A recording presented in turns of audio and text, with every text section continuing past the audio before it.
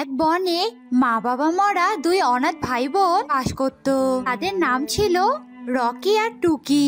তারা তাদের বাড়িতে একাই বাস করত। একদিন, দাদা, এই দাদা, আমার না খুব খিদা পেয়েছে রে, তুই আমাকে কিছু খাবার এনে দে না রে। বোন রে, ঘরে যে খাবার ছিল তা তো শেষ হয়ে গেছে, এখন খাবার আনবো কি করে বলতো? আচ্ছা ঠিক আছে বোন, তুই বাড়িতে থাক, আমি বাইরে গিয়ে দেখি কোনো কিছুর ব্যবস্থা করতে পারি কিনা। এই বলে রকি বাহিরে যেতে থাকে। আর তখনই সেখানে রকির মাসি মুন্নি আসে। আরে মাসি, তুমি হঠাৎ এখানে? তো কেমন আছো মাসি? বসো না, বসো। না না, আমি বসতে আসিনি, আমি তো আমার বাড়িটা দখল নিতে এসেছি। তোরা দুই ভাই বোন এক্ষুনি এই বাড়ি থেকে বের হয়ে যা। কেন মাসি, আমরা আমাদের বাড়ি থেকে কেন বেরিয়ে যাব? তুমি বেরিয়ে যাও। কি? যত বড় মুখ নয় তত বড় কথা। শোন, তোর বাবা মা আমার কাছ থেকে অনেক টাকা ধার নিয়েছিল, আর তারা মরার আগে আমার টাকা শোধ করতে পারেনি। আর তাই তো টাকার বদলে এই বাড়ি আমি দখল নিতে এসেছি। এখন বেশি কথা না বলে বেরিয়ে যা, বেরিয়ে যা বলছে এই বাড়ি থেকে। এসব তুমি কি বলছো মাসি? দয়া করো মাসি, আমাদের একটু এই বাড়িতে থাকতে দাও। আমরা কোথায় যাব বলো তো? একটু দয়া করো মাসি। রকি অনেক অনুরোধ করার পরেও মুন্নি তাদেরকে বাড়ি থেকে বের করে দেয়। এরপর দুই ভাই বোন পথে পথে ঘুরতে থাকে আর হাঁটতে হাঁটতে অনেক দূরে গিয়ে কিছু কাঠ সংগ্রহ করে। আর সেই কাঠ দিয়ে ছোট্ট একটা ঘর বানায় আর সেই ঘরেই থাকতে শুরু করে। দাদা, থাকার জন্য তো ঘরের একটা ব্যবস্থা হলো, কিন্তু এখন কি খাবো বলতো? ক্ষুধার জ্বালাই তো মনে হচ্ছে আমি এবার মরেই যাবো রে দাদা। বোন, তুই আর কাঁদিস না রে, আমি একটু যজ্ঞ কাকুর কাছে গিয়ে দেখি কোনো কাজের ব্যবস্থা হয় কি না। এরপর রকি যজ্ঞুর কাছে যায়। যজ্ঞ কাকের ছিল একটি কেকের দোকান। যজ্ঞ কাকু, ও যজ্ঞ কাকু, আমাকে একটা কাজ দাও না গো। আমি একটা কাজ না পেলে আমার বোনটাকে নিয়ে যে না খেয়ে মরে যাব গো। এই শোন, আমার কোনো কাজের লোক লাগবে না, যা তো এখন এখান থেকে, বিরক্ত করিস না। কাকু, দয়া করো কাকু, আমার কোনো মাইনে লাগবে না, আমাদের দুই ভাই বোনকে দুবেলা দুমুঠো খেতে দিলেই হবে। রকির কথা শুনে যজ্ঞ মনে মনে বলে, আরে বাহ, দুবেলা দুমুঠো খাবার দিয়ে আমি যদি এই ছেলেকে দিয়ে সব কাজ করিয়ে নেই তাহলে তো বেশ ভালোই হবে। আমার তো কেকের ডেলিভারি ম্যানও দরকার। আচ্ছা শোন শোন, আমি তোকে কাজে রাখবো, কিন্তু শোন, আমার দোকানে কিন্তু তোকে খুব ভালো করে কাজ করতে হবে, একটুও যেন এদিক ওদিক না হয়, বুঝলি? আচ্ছা ঠিক আছে কাকু। এরপর থেকে রকি যজ্ঞ কাকের দোকানে কাজ করতে থাকে। শোন রকি, পাশের জঙ্গলে সুখী পায়রার মেয়ের জন্মদিন আছে আজ সন্ধ্যায়। তুই এই কেকটা এখনই ডেলিভারি করে দিয়ে আয়, যা। সাবধানে যাবি কিন্তু, কোনো ঝামেলা যেন না হয় আবার। আচ্ছা ঠিক আছে কাকু, আমি এক্ষুনি যাচ্ছি।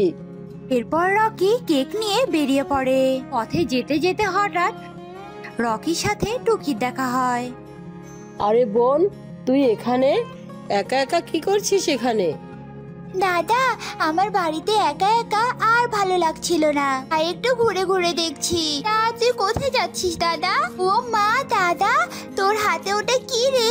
তো সুন্দর একটা কেক। আর দাদা, আমাকে একটু কেক দে না রে, আমি তো কোনো দিনও কেক খাইনি, তাই না? আমাকে একটু দে না রে দাদা। না না বোন, এটা অর্ডারি কেক, আর এই কেকের অনেক দাম। আমাদের মতো গরিবদের জন্য এই কেক খাওয়ার কোনো ক্ষমতা নেই রে বোন। আচ্ছা ঠিক আছে দাদা, তুই একটু আমার হাতে এই কেকটা দে না রে দাদা, আমি একটু হাতে নিয়ে সান্ত্বনা পাই। এরপর রকি টুকির হাতে কেকটা দেয়, আর টুকি খুব খুশিতে কেকটা হাতে নিয়ে নাড়াচাড়া করতে থাকে।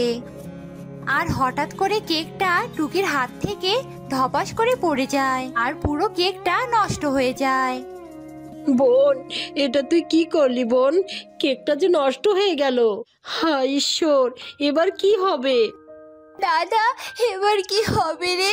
সব দোষ তো আমার। না রে বোন, এভাবে বলিস না। ঠিক আছে, আমি দেখছি কি করা যায়।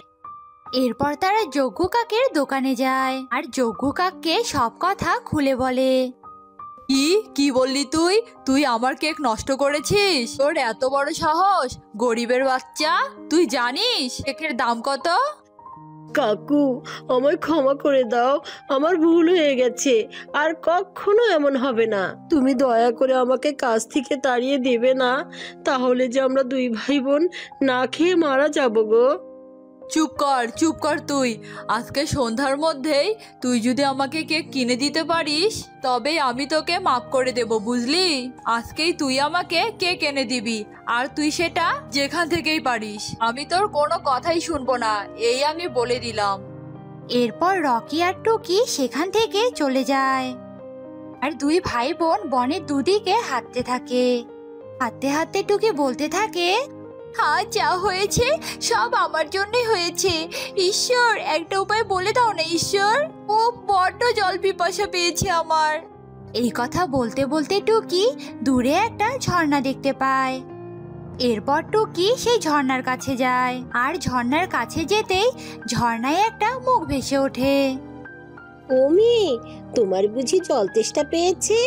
নাও নাও, তুমি জল খেয়ে নাও। এরপর টুকি জল খায় আর বলে, আচ্ছা তুমি কথা বলছো কি করে? একটা ঝর্ণা কি করে কথা বলতে পারে? এই মেয়ে, আমি কোনো সাধারণ ঝর্ণা নই, আমি হলাম জাদুর কেকের ঝর্ণা, আর আমি আমার কেক দিয়ে সব ভালো পাখিদের সাহায্য করি। ও তাই নাকি? তা আমি যে কোনো কেক দেখতে পাচ্ছি না। পারবে, তুমিও পারবে। তার আগে আমার প্রশ্নের উত্তর দাও তো দেখি। বলো তো দেখি, কাজ করি সুর দিয়ে, নই আমি হাতে, পরের উপকার করি তবুও খাই লাথি। বলো তো দেখি, এবার এটার উত্তর কি হবে? এটার উত্তর হবে কি যেন কি যেন কি যেন কি যেন উত্তর হবে। ও পেয়েছি, এটার উত্তর হবে ঢেঁকি। টুকি উত্তর দেওয়ার সাথে সাথে সাধারণ ঝর্ণাটা কেকের ঝর্ণায় পরিণত হয়। টুকি, আমি তোমার ব্যাপারে সবটাই জানি। তুমি অনেক ভালো মনের পাখি, তাই তো তুমি আমার প্রশ্নের উত্তর দিতে পেরেছো। এখন থেকে তুমি এই কেকের সাহায্যে অনেক সুখী দিন কাটাতে পারবে। তোমাকে অনেক ধন্যবাদ কেকের ঝর্ণা। এরপর টুকি সেখান থেকে কেক নিয়ে গিয়ে গুকাককে দেয় আর রকিকে সবটা খুলে বলে। কি বলছিস বোন? কেকের ঝর্ণা? চল তো যাই ওর কাছে। এরপর রকিকে নিয়ে টুকি সেই কেকের ঝর্ণার কাছে যায়। ঝর্ণার কাছে গিয়ে অনেক কেক দেখে ওরা দুই ভাই বোন অনেক খুশি হয় আর খুশি হয়ে কেক খেতে থাকে। তখনই ঝর্ণা কথা বলে ওঠে, তোমাদের দুই ভাই বোনের যত খুশি কেক খেতে পারো। আর শোনো রকি, তুমি একটা কেকের দোকান দাও, তাতে তোমার অভাব ঘুচে যাবে। এরপর রকি একটা কেকের দোকান দেয় আর কেকের ঝর্ণা থেকে কেক নিয়ে গিয়ে বিক্রি করে আর সেই কেকের সাহায্যে অন্য পাখিদেরকেও সাহায্য করতে থাকে। এভাবেই দুই ভাই বোন কেকের ঝর্ণার সাহায্যে অনেক সুখে শান্তিতে দিন কাটাতে থাকে।